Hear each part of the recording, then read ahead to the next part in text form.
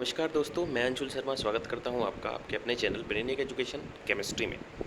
दोस्तों, आज का हमारा टॉपिक रहेगा आदर्शवाद। आदर्शवाद को हम समझेंगे बहुत अच्छे से। उससे पहले आप देख लीजिए कि प्रश्न क्या क्या बन सकते हैं और कैसे वो पूछे जाएंगे। एक तो सीधा सा प्रश्न है, आदर्शवाद से आप क्या समझते हैं? ठीक है, अर्थ स्पष्ट कीजिए। या फिर आदर्शवाद का अर्थ बताइए। विभिन्न विद्वानों द्वारा आदर्शवाद की व्याख्या दीजिए, क्या उन्होंने कहा था, है ना? या आदर्शवाद ज्ञान मीमांसा का दर्शन है, न कि तत्व मीमांसा का। ज्ञान मीमांसा का दर्शन दर्शन है, तत्व मीमांसा का नहीं। इस कथन की पुष्टि कीजिए कि कैसे ये संभव है। नेक्स्ट है कि आदर्शवाद के मुख्य पक्षों का वर्णन कीजिए। शिक्षण, नियोजन एवं पाठ्यक्रम प्रबंधन में आदर्शवाद की भूमिका का विवेचन कीजिए। ठीक है ना? सबसे पहले हम समझते हैं कि अर्थ क्या है, आदर्शवाद का अर्थ क्या है ना? आदर्शवाद एक तो ज्ञान मीमांसा का दर्शन है, ये सच्चाई है इसमें, और कैसे है वो हम इसमें देखेंगे, है ना? आदर्शवाद सबसे पहले जानते हैं कि क्या कौन सा शब्द था जिससे उत्पन्न हुआ। आइडिया से उत्पन्न शब्द है ना? आदर्शवाद अंग्रेजी के आइडिया, है ना? ऐसा माना जाता है कि प्लेटो के विचार सिद्धांत, थ्योरी ऑफ आइडियोलॉजी से इस सिद्धांत का विकास हुआ। प्लेटो ने बहुत सारी किताबें लिखी हैं, बहुत सारी चीज़ें उनके नाम से प्रसिद्ध है ना? आदर्शवाद की मान्यता है कि आध्यात्मिक जगत ही सर्वोपरि है, ये ब्रह्म ज्ञान को ही सब कुछ मानते हैं, ये सत्यम शिवम सुंदरम में यकीन रखने वाले बंदे हैं, या जो भी है, जो आदर्शवादी है वो, है ना? क्लियर है। आदर्शवाद जाता है आध्यात्मिक जगत की ओर, और आध्यात्मिक जगत जो है वो ज्ञान मीमांसा से रिलेटेड है। ठीक है ना? और अगर हम बात करें प्रकृतिवाद की, तो प्रकृति मतलब नेचर, ठीक है? और नेचर में आ जाती सारी भौतिक वस्तुएं। वो तत्व मीमांसा का जो है दर्शन है। ठीक है, जो कि यहाँ पे ये रहा प्रश्न, है ना? इसमें पूछा गया था कि ये ज्ञान मीमांसा का दर्शन है। ठीक है, तो इसमें सारी आध्यात्मिक चीज़ें आती हैं। तो अध्यात्म जो है वो ज्ञान मीमांसा के अंतर्गत आता है। ज्ञान की बात वहाँ पे हम चलते हैं, करते हैं। ठीक है ना? अब आगे बढ़ते हैं। होरने के शब्दों में आदर्शवाद शिक्षा दर्शन व्यक्ति को वह स्वरूप प्रदान करता है जिससे वह अपने को मानसिक विश्व का पूर्णांश समझने लगे। ठीक है, ये अपने हम जो बात करते हैं आत्मा से परमात्मा के मिलन वाली, ठीक है ना, इस टाइप से ये बात कर रहे हैं कि मानसिक विश्व, हमारा जो मन है ना, मानसिक विश्व जो हमारा मन रूपी विश्व है ना, दिमाग है, उसका पूर्णांश समझने लगे, उसको जान पाए। ठीक है, जो आजकल बताते भी हैं, जो कि हम लोग करते नहीं हैं, कि योग साधना जो पहले ऋषि मुनि लोग करते थे, है ना, वो सब चीज़ें योग से संभव है। चलिए, आदर्शवाद के समर्थक देख लीजिए। Socrates, Plato, Descartes, Spinoza, Berkeley, Kant, Fichte, Schelling, Hegel, Green, हॉवर, जेंटाइल, अरविंद, दयानंद, विवेकानंद, स्वामी विवेकानंद, है ना, दयानंद सरस्वती, ये सब आदर्शवाद के समर्थक हैं। इन्होंने आदर्शवाद को माना, समझा और उसके बारे में बताया। ठीक है ना? आदर्शवाद जो है वो ज्ञान मीमांसा का दर्शन है, पता लग गया। ठीक है, आइडिया शब्द से इसकी उत्पत्ति हुई, ये भी पता लग गया, और प्लेटो ने सबसे पहले इसका जिक्र किया था, तो ये भी पता लग गया। अब नेक्स्ट चलते हैं कि और कौन कौन से विद्वान थे जिन्होंने क्या किया, कुछ व्याख्या दी इसकी। ठीक है, तो ब्रूबेकर है, हैंडरसन है, जिनकी व्याख्या है यहाँ पे उन्होंने क्या कहा। ठीक है, सबने एक ही चीज़ बोली है कि भाई मस्तिष्क सर्वोपरि है। सब बोलते हैं कि अध्यात्म जगत से हमें जुड़ना चाहिए, और हमें जो ज्ञान है वो योग की सहायता से प्राप्त कर सकते हैं। इस टाइप से तत्व को ये जो है इम्पोर्टेंस नहीं देते बिल्कुल भी। भौतिक जगत इनके लिए कुछ भी नहीं है। ठीक है, आध्यात्मिक जगत ही सर्वोपरि है। ठीक है, हम यहाँ पे देख रहे हैं बहुत सारी डेफिनेशंस। ठीक है, उनमें सब में घुमा फिरा के यही बात बोली हुई है। ठीक है, पेस्टोलॉजी बहुत बार पूछा जाता है, तो पेस्टोलॉजी ये रहा, ने आदर्शवादी सिद्धांतों को शिक्षा के क्षेत्र में व्यावहारिक रूप दिया, इसलिए इनको ज़्यादा माना जाता है ना। उनका विश्वास था कि अभ्यास से मनुष्य की प्रकृति दत्त शक्तियों का विकास हो सकता है। बिल्कुल सही मानना था, अभ्यास से हम अपनी जो अंतर्निहित शक्तियाँ हैं उनका विकास कर सकते हैं। अतः शिक्षा के क्षेत्र में सारा भ्रम इसी ओर नियोजित होना चाहिए। उनके अनुसार शिक्षा का उद्देश्य सबके लिए अनुरूप विकास करना होना चाहिए। ठीक है, जो हमारे महात्मा गांधी जी ने बोला था कि सर्वांगीण विकास करना होना चाहिए। ठीक है ना? फ्रोबेल ने भी आदर्शवादी विचारधारा को व्यवहारिक रूप प्रदान किया। उनकी धारणा है कि व्यक्ति का आध्यात्मिक विकास क्रमबद्ध न हो तो शिक्षा असंभव हो जाएगी। ठीक है, हमें अध्यात्म की ओर भी अपना ध्यान देना है।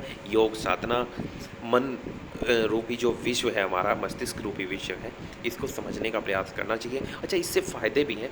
इससे ये भी फ़ायदे हैं कि अगर हम ध्यान करते हैं तो आप जो लिमिट है आपके माइंड की, आपके मस्तिष्क की, उसको भी आप इंक्रीज़ कर सकते हो। ये तो फैक्ट है ना।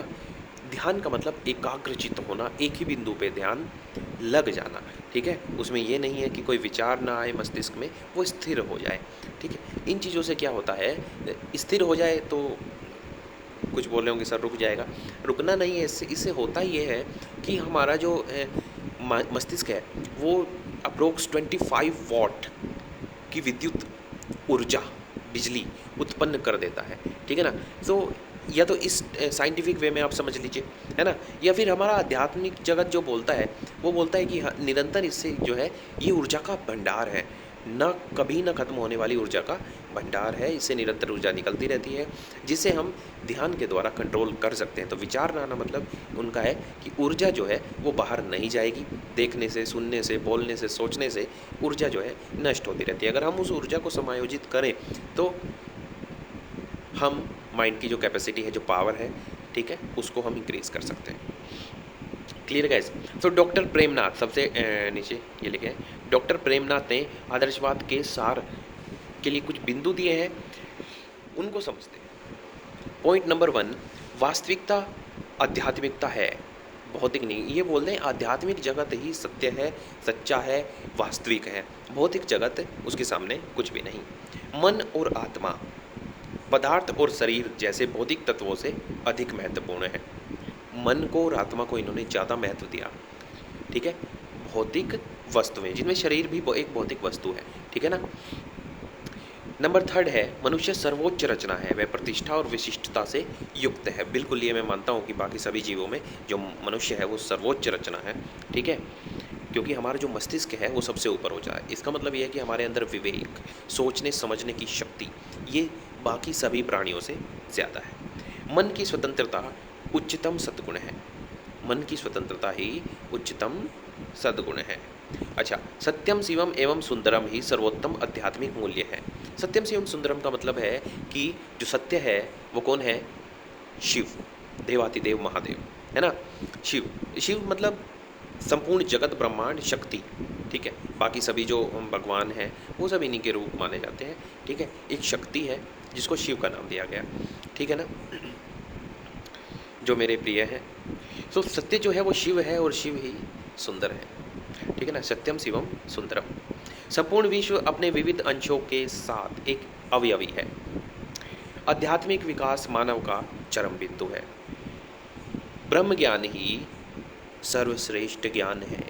ठीक है ना, ब्रह्म ज्ञान, ब्रह्म ज्ञान वही है जो ऋषि मुनि हम जो देखते हैं आजकल, है ना, रामायण में, महाभारत में, कि ऋषि मुनि अपने आप को ध्यान योग की में इतना पारंगत कर लेते थे कि वो अपने माइंड का 100% यूज़ कर लेते थे। कहने का मतलब ये है, माइंड को इतना कैपेबल बना लेते थे कि संपूर्ण मस्तिष्क का वो इस्तेमाल कर सकें। और अगर कोई भी मनुष्य संपूर्ण मस्तिष्क का अपना 100% इस्तेमाल कर सकता है तो वो काफ़ी सारी चीज़ें ये कर सकता है। जैसे कि एक भगवान वाली श्रेणी में ही वो आ जाएगा। जैसे कि टाइम ट्रैवल हुआ, या स्पीड से कहीं गायब हो जाना, है ना, या जादू वादू कोई करना है ना, चीज़ों को हवा में उड़ाना, इस टाइप से बहुत सारी पावर्स जो है आ जाती हैं। जो मैं अभी आपको बता रहा था कि ऊर्जा बाहर निकलती रहती है, तो इसी को इकट्ठा करना है, तो वही लोग वो करते थे। और उसी लेवल पे पहुंचने के बाद हमें ये जो भौतिक जगत है ये सब बेकार लगने की कुछ नहीं है। ठीक है, इसलिए कहते हैं कि उनको मोह माया नहीं होती थी, क्योंकि उनको ज्ञान की प्राप्ति हो जाती थी।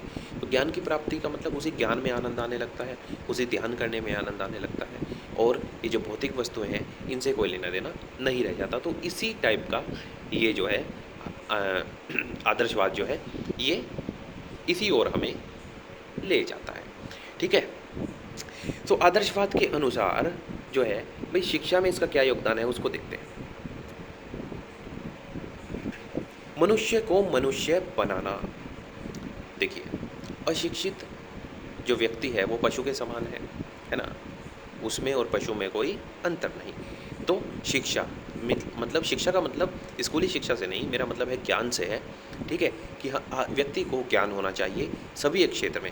ऐसा ही नहीं कि पाठ्यक्रम का ज्ञान भी उसको होना चाहिए, ठीक है। इसका मतलब ये है, कहने का मतलब कि हम ये नहीं कह सकते, अगर मैं एक छोटा सा एग्जांपल लूँ, जैसे कि कई सारे सब्जेक्ट हम पढ़ते हैं, हिंदी है, इंग्लिश है, गणित है, विज्ञान है ना? अगर किसी ने सपोज़ करो कि विज्ञान सब कुछ पढ़ लिया, तो हम उसको ज्ञानी नहीं कहेंगे, ठीक है? उसको मैथमेटिक्स भी आना चाहिए, क्योंकि वो भी ज़रूरी है। उसको हिंदी का भी ज्ञान होना चाहिए, उसको इंग्लिश का भी ज्ञान होना चाहिए, ठीक है? तो शिक्षा से मेरा अभिप्राय ज्ञान से है, उसको सामाजिक ज्ञान, व्यवहारिक ज्ञान, प्रयोगात्मक ज्ञान, स्कूली ज्ञान, सारे ज्ञान होने चाहिए, ठीक है? तो मनुष्य को मनुष्य बनाने से मतलब है कि एक जो छोटा बच्चा है उसको उसी मार्ग पे लेके चलें कि उसकी अंतर्निहित शक्तियों का विकास होता जाए और वो ज्ञानवान बनता जाए, ठीक है। लेकिन आदर्शवाद उसको अध्यात्म की साइड लेके जाएगा और भौतिक जगत से उसका रिश्ता नाता तोड़ देगा, ठीक है ना। फ्रोबेल के अनुसार सभी वस्तुओं में एक आंतरिक नियम है। यह नियम अनिवार्य रूप से उत्साह, आत्मा चेतना एवं बाह्य एकता पर आधारित है। यह एकता ही ईश्वर है। प्रत्येक प्राणी में जो कुछ दैवीय शक्ति है वह कुछ का अंश है।